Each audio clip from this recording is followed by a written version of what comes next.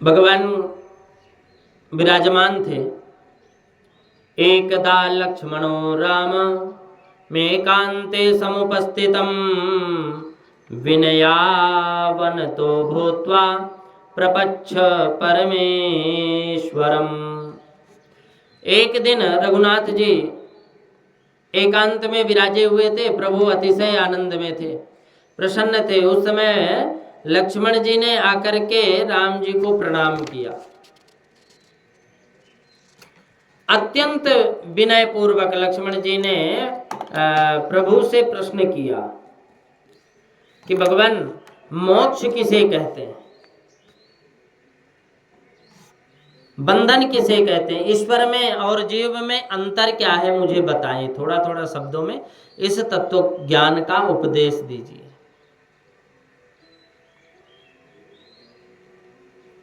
तो राम जी को अधिक बोलना नहीं आता। राम जी बहुत सीमित बोलते थे। राम जी ने बंधन और मोक्ष का स्वरूप लक्ष्मण जी को समझाया। महापुरुष इसे गीता, राम गीता कहते हैं।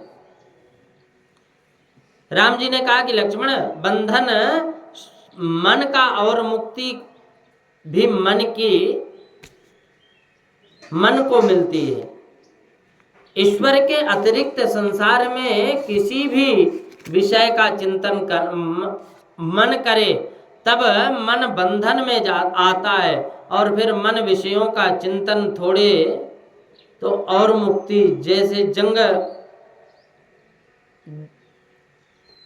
आनंद मिलता है। मन या निर्विषय बनाना मुक्ति है।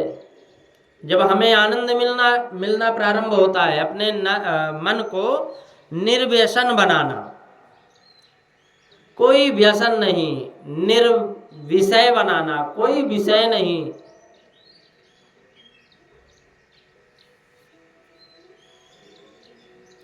राम जी ने कहा कि लक्ष्मण, मन बंधन का है और मुक्ति भी मन से मिलती है, तो ईश्वर अतिरिक्त संसार में किसी भी विषय का चिंतन ना करे।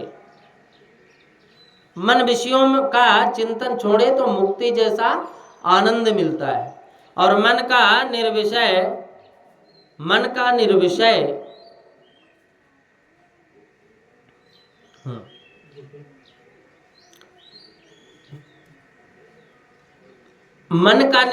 बनना मुक्ति है। मन का विषयों में फंसना बंधन है। बंधाय विषयासक्तम मुक्तम निर्विषयम स्मृतम। मनुष्य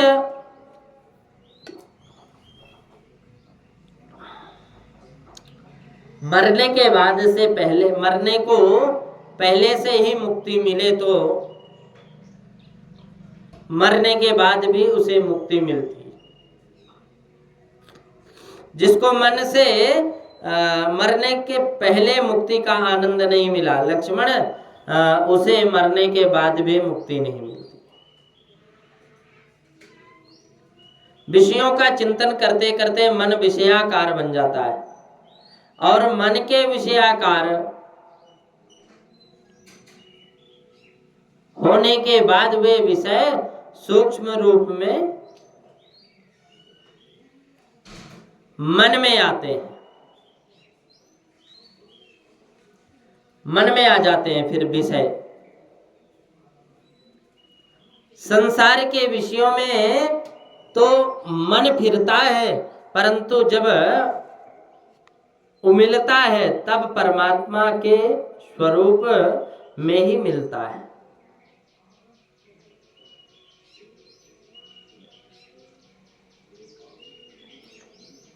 विषयों का चिंतन विषयकार बना देते। फिर दूध में पत्थर डालकर उबालो तो यह पत्थर किसी भी दिन दूध में मिलेगा नहीं। दूध में खांड डालकर उसे गर्म करो,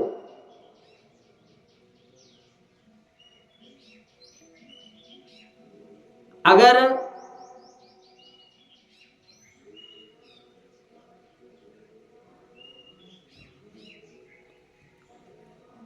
पत्थर और दूध ये दोनों विजातीय तत्व हैं, सजातीय जातिवाद जातीय ही मिलता है। अब दूध और खांड जातीय है,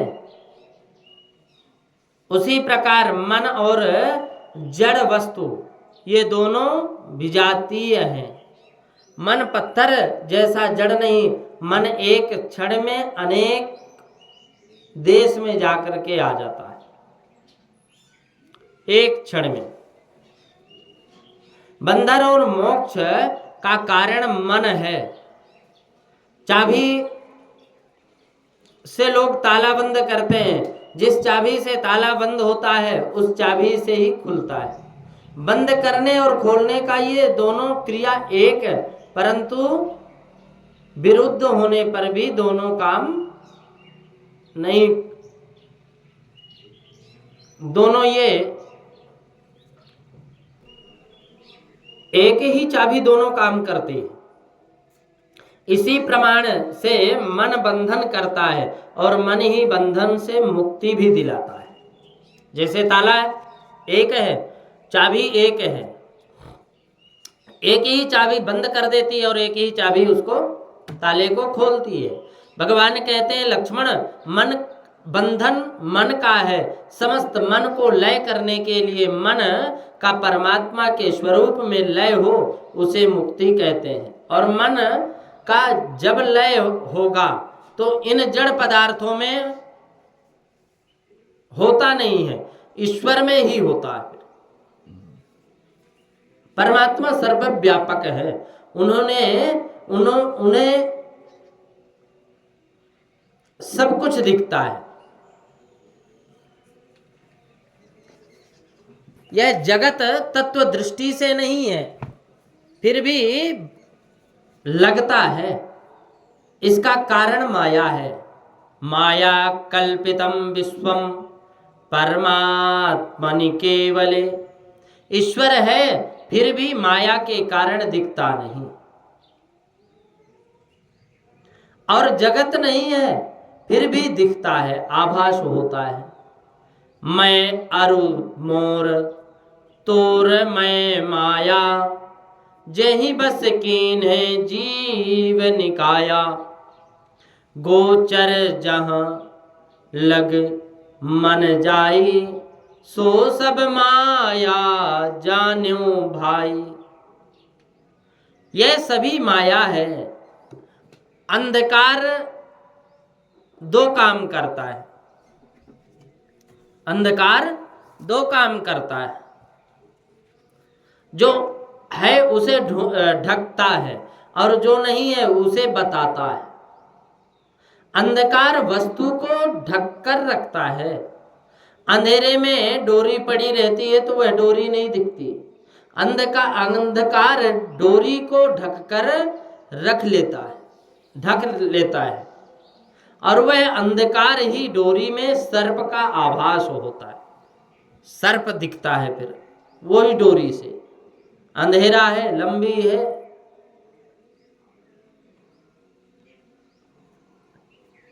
अंधकार में पड़ी हुई डोरी सर्प जैसे दिखती है, और है सर्प नहीं, फिर भी सर्प दिखता है, और डोरी है फिर भी डोरी दिखती नहीं।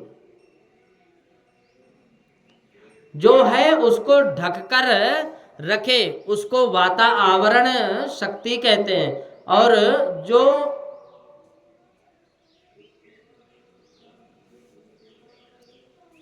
है उसको ढककर रखे उसे तो आवरण शक्ति कहते हैं, और जो नहीं है उसको बताए इसका नाम है विक्षेप शक्ति।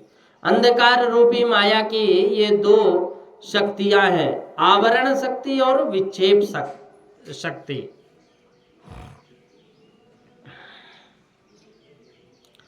रूपे द्वै निश्चिते पूर्वं मया कुलनंदनम,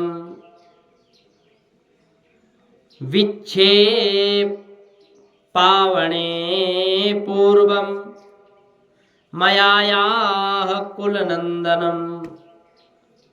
नंदन आवरण शक्ति से माया परमात्मा को ढक लेती है और विक्षेप शक्ति के द्वारा माया को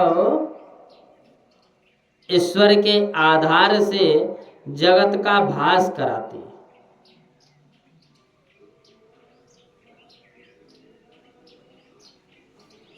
परमात्मा हर जगह है,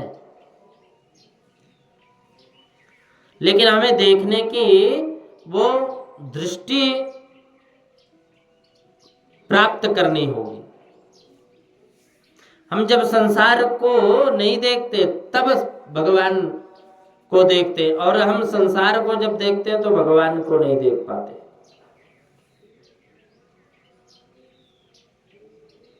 जिस प्रकार स्वप्न असत्य था ऐसा भान होता है, उसी प्रकार जिसको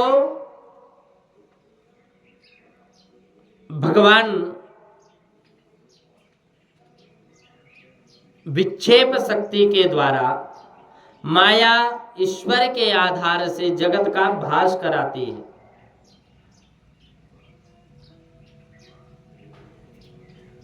स्वप्न से जागे जिस प्रकार स्वप्न असत्य था ऐसा ध्यान आता है।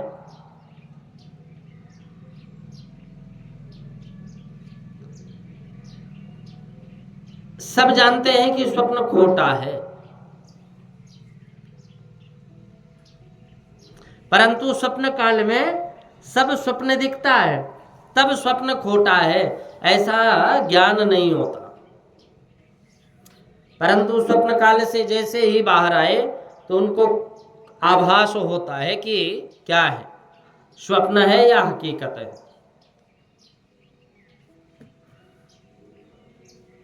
संसार स्वप्न तुल्यो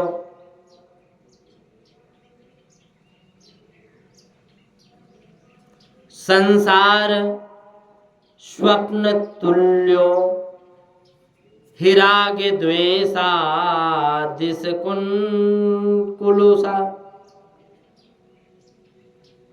कहते हैं सब जानते हैं कि स्वप्न खोटा है, परंतु उस समय सबको ऐसा लगता है कि नहीं नहीं नहीं, बिल्कुल हकीकत है। चोरी हो तो दुखी भी होता है, खोटा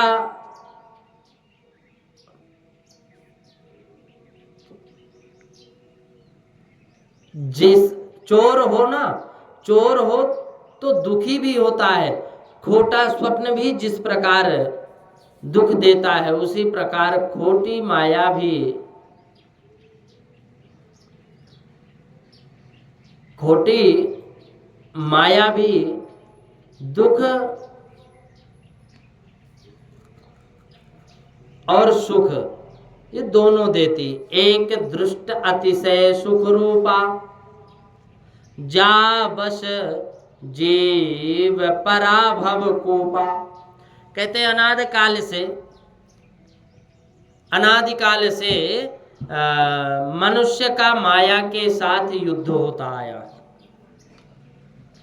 अनादिकाल से।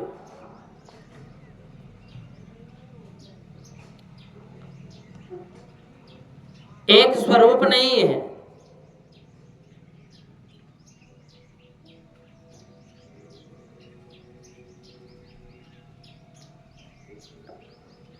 मनुष्य का माया के साथ युद्ध होता आ रहा है। जीव सब प्रकार का माया छोड़कर ईश्वर के पास जाए, माया को अच्छा नहीं लगता। माया का एक स्वरूप है नहीं है। ईश्वर जिस प्रकार व्यापक है उसी प्रकार माया भी व्यापक है। माया जीव को ऐसा समझाती है, इस संसार में ही सुख है, स्त्री में सुख है, संपत्ति में सुख है, संतति में सुख है, स्त्री पुत्र में सुख है, दरबार में घरबार में सुख है, दरबार में सुख है, कुएं में, ऐसे अंधेरे कुएं में जीव जाते हैं।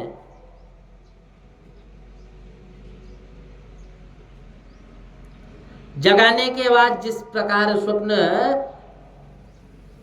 फिर स्वप्न वो हट जाता है और व्यक्ति दुखी नहीं होता, उसी प्रकार संसार में जो जागता है उसको आनंद मिलता है।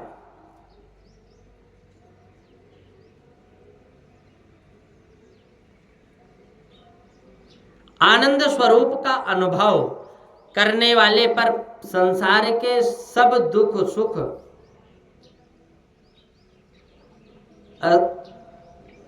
संसार में जो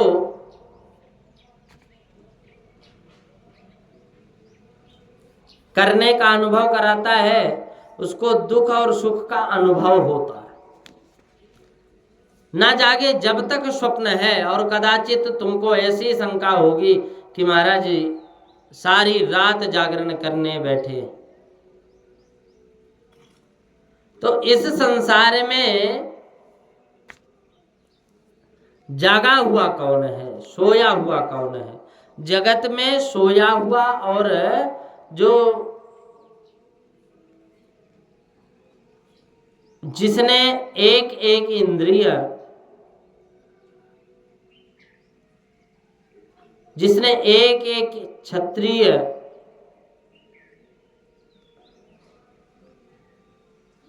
जिसने एक एक इंद्रिय संयम बढ़ाया है,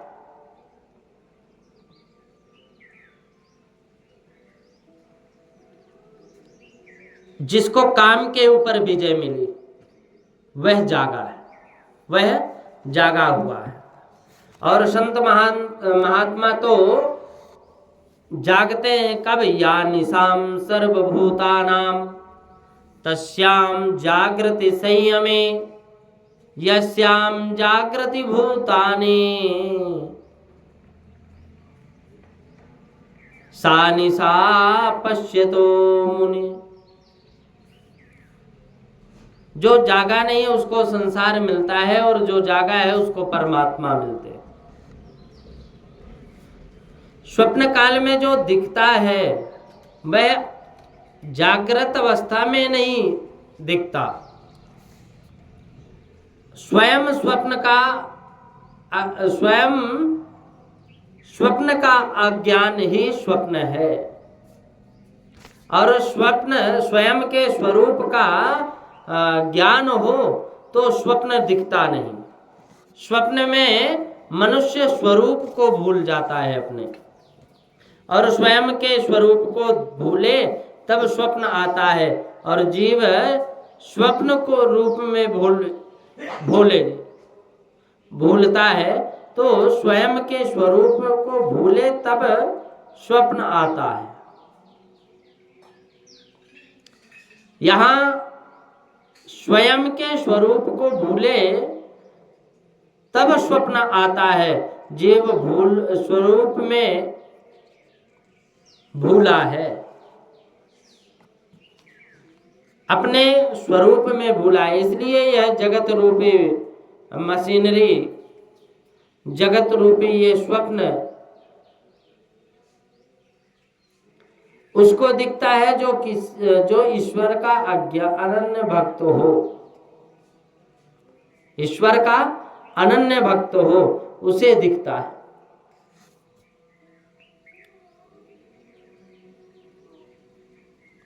संसार में ना जागे तब तक क्लेश है, और जाग जाने पर उसको भगवान अनुभव होता है, भगवान का।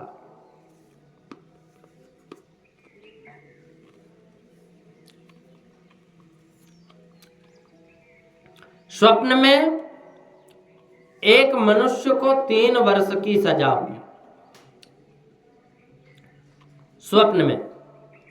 अब 2 वर्ष सजा भोग कर नींद उड़ गई, स्वप्न पूरा हुआ, विचार करने लगा अब बाकी 1 वर्ष की सजा है। 1 वर्ष की सजा है। और वह अज्ञान निद्रा में सोता रहता है, इसलिए दुखी है मनुष्य। आत्मस्वरूप का विस्मरण ही माया है, और इस अज्ञान निद्रा से जागते ही जीव संसार से तर जाता है और सबको परमात्मा का साक्षात्कार होता है। परमात्मा का साक्षात्कार करने के लिए सबसे सरल और सुगम साधन है क्या? कहते कि जाते बेग द्रवऊं मैं भाई, सोमम भगति भगति सुखदाई, सो सुतंत्र अवलंबन का आना, ते ही आधीन ज्ञान विज्ञाना, भगति तात अनुपम सुख मूला, मिलई जो संत होई अनुकूला। भगति की साधन कहाऊं बखानी, और सुगम पंथ मोहि पावहि प्राणी। परमात्मा की जो सतत भक्ति करता है उसको ज्ञान विज्ञान वैराग्य आदि जल्दी प्राप्त हो जाते हैं।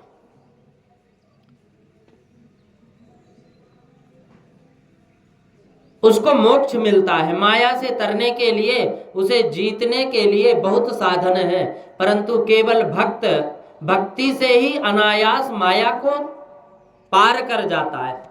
भगवान श्री कृष्ण ने गीता जी में आज्ञा की है कि जो मेरी शरण में आता है,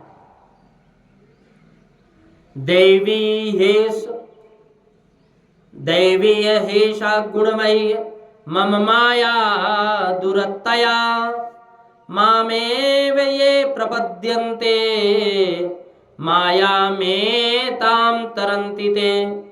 जो मेरी शरण में आता है वह माया को तर जाता है। लक्ष्मण को माया का स्वरूप, परमात्मा स्वरूप माया की भगवान कहते हैं कि लक्ष्मण माया का स्वरूप, परमात्मा का स्वरूप और माया की आवरण शक्ति, विक्षेप शक्ति, बंधन मोक्ष का स्वरूप, भक्ति की महिमा इत्यादि बहुत संक्षेप में प्रभु ने समझाई। लक्ष्मण को अतिशय आनंद हुआ। परमात्मा भगवान शंकर माता पार्वती जी से कहते हैं कि एकदा गौतमी तटे पंचवट्या समीपतः। भगवान श्री राम लक्ष्मण जानकी जी गोदावरी के किनारे पंचवटी में विराजे हुए थे। तो श्री राम लक्ष्मण जानकी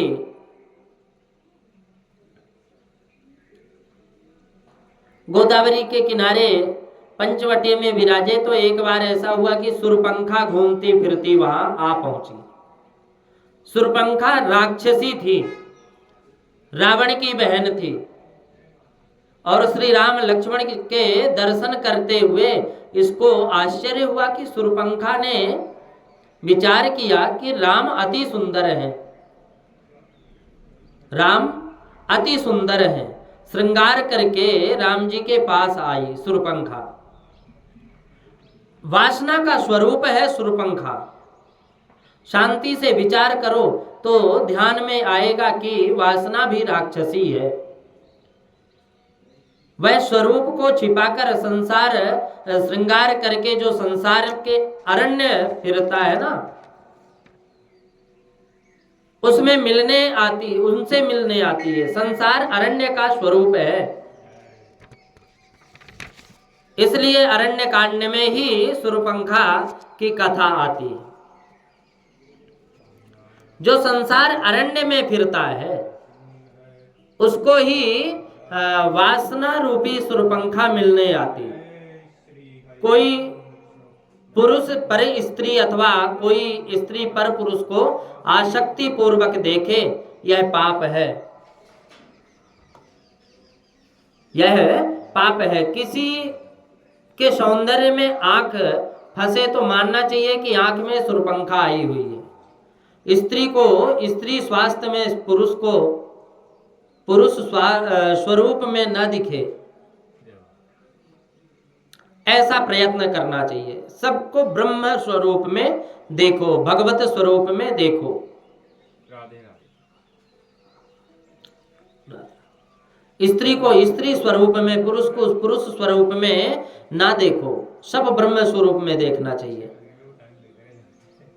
जगत के किसी भी व्यक्ति को भगवत भाव से देखने के अलावा काम वासना को देखोगे तो मानना कि सुरपंखा आई है, वासना आई है।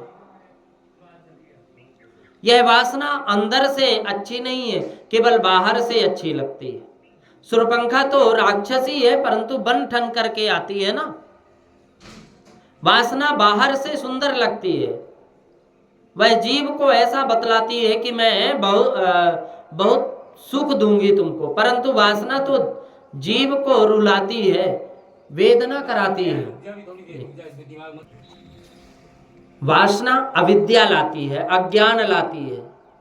अविद्या अपने साथ 5 दोष लाती है: देहाभ्यास, देहाध्यास, इंद्रियाध्यास, प्राणाध्यास, अंतःकरणाध्यास और स्वरूप विस्मृति। ये 5 विवेक का भान भूल जाए उसे स्वस्वरूप विस्मृति कहते हैं। इन सबके कारण वासना बढ़ती है और घटती नहीं। यह वासना ऐसी राक्षसी है कि इसकी कमी कभी तृप्ति नहीं होती। यह तो ऐसी भयंकर है कि खिलाने वाले को भी खा जाती है। खिलाने वाले को भी खा जाने पर भी इसकी तृप्ति नहीं होती। अनेक बार मनुष्य मानता है कि इंद्रियां जो मांगती हैं उन विषयों को मैं भोगूं जिससे मन शांत होगा, लेकिन कभी शांत नहीं होता,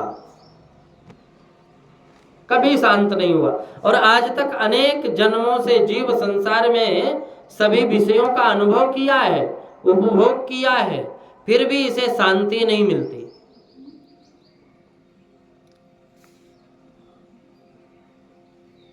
कभी शांति नहीं मिलती। सुरपंखा सुंदर स्वरूप धारण करके भगवान श्री रामचंद्र जी के पास आई। भगवान के पास आकर के कहते हैं कि कामार्थहं न शक्नोमि त्यक्तुम त्वाम कमलेक्षणम। भगवान श्री रामचंद्र जी का स्वरूप देखकर शूर्पणखा कामांध हो गई और इसीलिए भगवान राम जी कहते हैं कि रावण की बहन हूँ। भगवान से कहती है कि मैं रावण की बहन हूँ, आज तक मैंने विवाह ही नहीं किया, आज तक मैंने विवाह किया ही नहीं। थी तो यह विधवा, परंतु भगवान से झूठ बोलती, भगवान से झूठ बोलती है। बोले कि मैं आज तक विवाह नहीं की, मुझे अपने लायक कोई सुंदर पुरुष आज तक नहीं मिला, और अब तुम मिले हो। कहते हैं कि तुम सम पुरुष नमो सम नारी, यह संयोग विधि रचा विचारी। मम अनुरूप पुरुष जग माही, देखूं खोज लोक त्यों नाही। मैंने हर जगह देख लिए, लेकिन मेरे अनुरूप कोई पुरुष नहीं मिला इस जगत में। ताते अब लगी रहूं हमारी, ताते अब लगी रहूं कुमारी, और मनुमाना कछु तुम ही निहारी। शूर्पणखा कहती कि मुझे अपने लायक कोई सुंदर पुरुष आज तक मिला ही नहीं, इसलिए मैं कुमारी हूं, परंतु आज तुमको देखकर मेरा मन कुछ माना है, इसलिए मैं विवाह करने आई हूं। भाव भरता मम प्रभु, तुम मेरे साथ विवाह कर लो। रामायण में लिखा है कि शूर्पणखा को जवाब देने के लिए भगवान श्री रामचंद्र जी उसके साथ बात करते थे। तब प्रभु की नजर तो श्री सीता जी पर ही रहती थी। राम जी शूर्पणखा के साथ जब बोलते थे तब वो शूर्पणखा पर दृष्टि नहीं डालते थे, वासना राक्षसी आंख से अंदर घुस जाती, इसलिए भगवान हमेशा विषयों पर ध्यान नहीं देते। संसार के सुंदर विषयों को देखकर आंख उसके पीछे दौड़ती है, आंख के पीछे मन जाता है और मन जानता है कि यह मेरा नहीं, मुझको मिलने वाला भी नहीं है, फिर भी यह पाप करता है। मन में जितने पाप आते हैं वे आंख के मार्ग से ही आते हैं।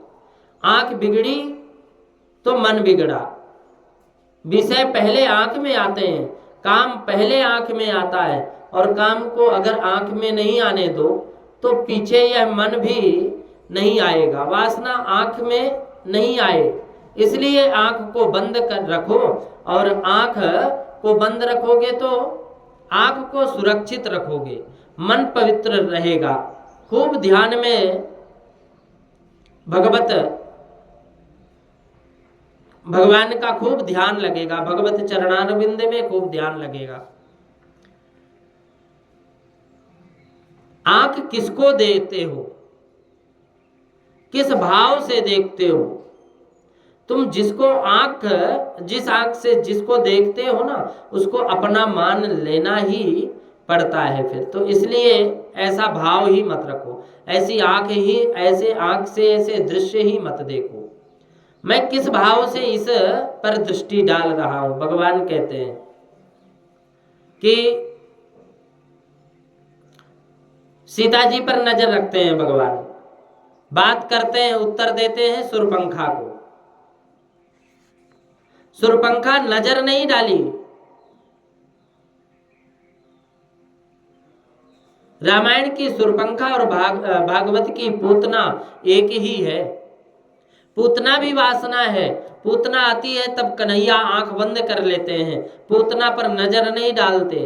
पूतना आई तब कन्हैया 6 दिन के थे और अभी राधा जी नहीं आई थी, इसलिए नजर किस में रखते?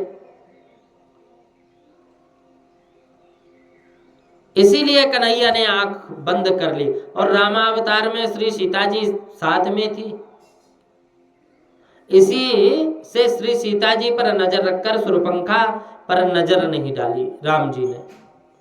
भगवान बोध देते हैं जिसके मन में पाप भरा है उस पर दृष्टि नहीं डालते, उसको सामने से मैं देखता ही नहीं, भगवान कहते। और जिसका मन मैला है उसको सामने से भगवान नहीं देखते, बाहर का श्रृंगार प्रभु देखते नहीं, परमात्मा तो अंदर का सूक्ष्म शरीर का, मन का श्रृंगार देखते। स्थूल शरीर का विचार करे, यह जीव सूक्ष्म शरीर का विचार करे, वही ईश्वर है। जो स्थूल शरीर का विचार करे यह वो जीव है, और जो सूक्ष्म शरीर का विचार करता है वही ईश्वर है। शास्त्र में 3 प्रकार के शरीर कहे गए हैं।